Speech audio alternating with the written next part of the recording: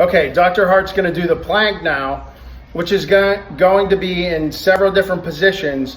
You'll start first with the basic position of just being on the knees and working your way up to your actual position that you'll be in for the plank, the full plank. But there's a couple different ways to do it. So he's gonna explain that to you right now. All right, our starting position for the plank will consist of being on your knees. This will be the starting position. Being in a nice and flat position with your arms out in front of you. And the key is to make sure that your lumbar spine is completely straight. Now a little bit, I start off with a little bit of excess in the hips, but that's all right. But I want to really focus on tightening the abs and making sure my core is nice and tight. All right, now this video is going to be for the full plank. Now, to make it a little bit harder, you can get into a push-up position. And if you have bad shoulders, you can stay here. But what we would like you to do is get down on your hands and elbows just like this, making sure your elbows are underneath and nice and straight. You're gonna hold in a nice tight position, keeping your core nice and locked. Now how long are we gonna hold for that, Doc? 20 or 30 seconds at the most. Awesome. Good plank. All right, now if you're like me and planks themselves get a little bit boring or they get a little bit easy, which I'd be totally happy to tell you as a patient that you're getting to this part. Now, if you want to make the plank a little bit harder, you get into that same push-up position. We get down onto our elbows, but to now make it a little bit harder, you can lift up an arm or also lift up a leg to help kind of throw you off balance. Now, the key with this is to make sure we still keep and maintain a straight lumbar spine, and we don't want any arching either way. Stay nice and straight as we perform these exercises. And how long are we holding that for, Doc? Same amount of time, 20 to 30 seconds. Awesome. Oftentimes you have postural deviations, and one of the best things for postural deviations is to strengthen your mid-back and also stretch your pecs in the front. The weakness of your mid-back happens over time, and as we make the changes to that region, we can strengthen that region and stretch the pecs, which will help to bring our shoulders back and have a great posture over time. What do you say about that? It's pretty important nowadays with a lot of students, techniques and things like that. These problems tend to happen to everybody. Excessive sitting, driving, a lot of these things lead to these postural deficiencies. Arched shoulders, a little bit of a hump in the mid-upper neck area. So a lot of these stretches of the front pecs as our shoulders come forward helps opening us up here. So as we stretch here, we have to strengthen back here to maintain our shoulders coming back. So here we're going to show you a quick little pec stretch that we show to just basically everybody. We call it a doorway stretch or corner stretch. If you put your arm, I'm going to move down just a little bit. So putting your arm right there on the door frame and being able to kind of turn outward helps stretch your pec major, pec minor, and your anterior deltoid. That kind of help release that front side. Now you should do it bilaterally, of course. And that will help your shoulders kind of bring back a little bit. Always make sure you do it on both sides, like you said, bilaterally, because that will help to enhance the ability for you to get those shoulders back. Because a lot of times with the postures that we have today, the shoulders back is the most important thing. So another way to actually enhance is also to do a strengthening of the mid-back. He's going to show us that exercise now. All right, so I like to take a nice light TheraBand. This is a 2-pound TheraBand, and I like to bring my shoulders and hands together just so slightly and grab the band in a nice, comfortable position. Now, as I do this, I'm going to pull my hands apart here, but I'm also going to focus on bringing my shoulders and pinching my back. So as I come here, I'm going to kind of puff my chest out a little bit and bring my hands open into a nice, opened up position.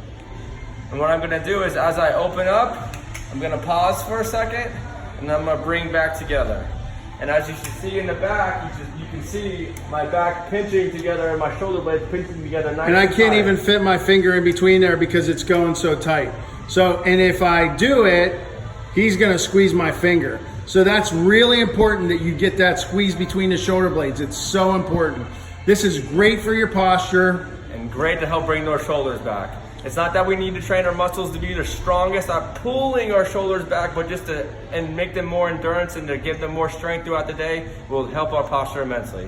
All right, so the next exercise that we're going to show is what we like to call the bird dog exercises. And this is just a great overall posterior chain exercise. And what we mean by posterior chain is like the low back, mid back, upper back, and even the glute exercise. This kind of includes all of those. So it's called the bird dog. So what you're gonna do is get back down on the ground again on all fours.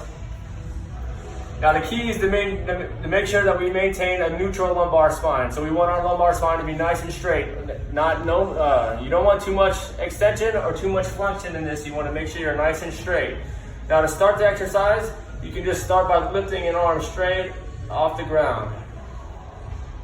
Doing bilateral, of course, set to 12. But if you want to make it a little bit harder, we can go up and opposite. So opposite arm, opposite leg, nice and straight. My whole body is nice and straight, my head is nice and high, and my low back is nice and flat. We don't want too much flexion of the spine, then we overcompensate with our abs and our hip flexors, and we don't want too much extension. We want to be nice and flat. We want to switch sides and do reps to 12. Awesome. Great exercise for the low back strengthening through the mid back and helping to stabilize the pelvis. Another basic rehab exercise that we like to do for our low back and mid back posterior chain exercise is called the Superman. So it's pretty simple. You just legs flat that on your stomach. You're gonna put your arms straight up and your legs straight back. And what you're gonna do is you're just gonna go into an extension and lift your arms up.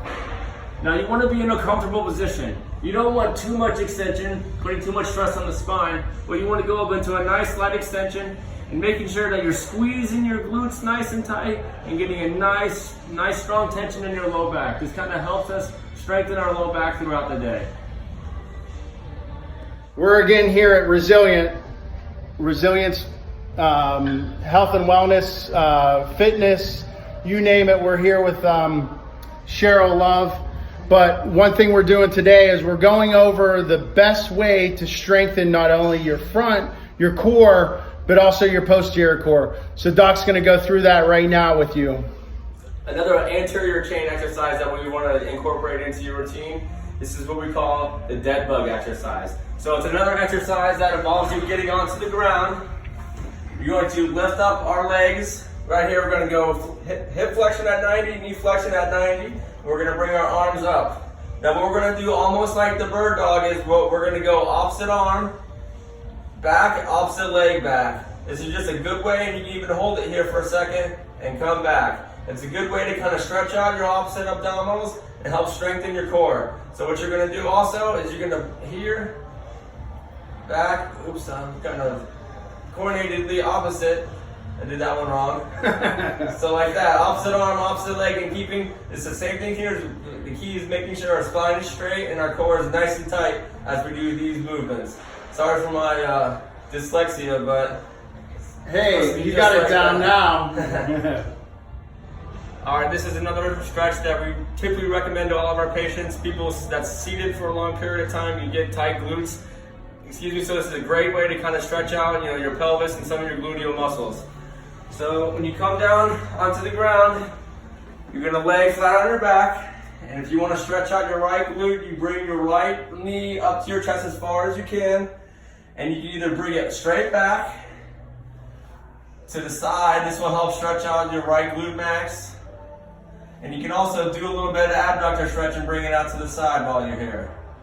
Looks like you're tight there, Doc, or is that just the pants?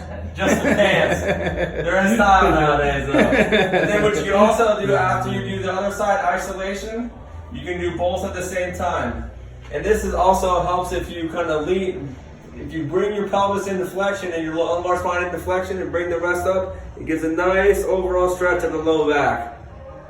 Now, some people may not be able to do the full pull up like that where they lift their neck. But be cautious in what you do, and if anything does hurt you, make sure you come to the Wellness Experience. All right, so this is probably the stretch that I recommend to almost every single patient and most of our patients that come in. With tech necks, sitting down, driving for long periods of time, we tend to get in this over forward position where our necks kind of come forward and our traps tend to overwork and get tight. So to kind of help stretch our traps, or our scalenes and our anterior neck musculature, I recommend this quick little chair stretch for a whole total neck stretch. So if I want to stretch the right side of my neck and trap, I'm going to grab the bottom side of the chair at any point where I can get a good grab. I'm going to grab the chair here. I'm going to bend my head to the opposite direction. And now usually you can get a good stretch doing just this, but if you need a little bit more, you can take your other hand and slightly pull down in that direction. Now that helps stretch out mainly my trap on the right side. Now if I want to do a little bit more of the elevator scap and the middle trap in the back part of my back, I'll grab farther back on the chair, the back side of the chair. I'll lean a little bit more forward, and now I'm going to go straight into flexion. And you can get a good stretch with this, but sometimes if you need to, you can add a little bit of overpressure to kind of help stretch that out. Now, like we always say, symmetry is very big, so now we have to stretch the front part of our neck. And to do that, I like to grab the front part of the chair, extend my head back, but then also slightly rotate the opposite direction. This helps stretch out SCMs, the scalenes, and a lot of other these deep neck flexors. I mean, you can already tell on me I'm getting a good stretch from this, but if you need to, you can also add a little bit of overpressure with your hand, extending back and looking back the opposite direction. And Doc, if this causes dizziness or any problems at any time or it causes pain, stop immediately. And then monitor yourself and call 911. Or call the Wellness Experience if it's just a little bit of discomfort.